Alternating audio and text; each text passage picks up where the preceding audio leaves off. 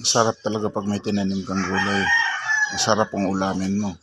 Gaya nitong narabis ko na sitaw, okra, daon ng spinach, saluyot, talong na bilog, mga palaya.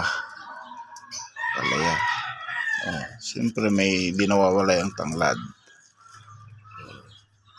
Samahan mo pa ng healthy na malunggay. Siyempre may sahog. Sahog na tilapiyang ipiprito ko yan. Masarap yan.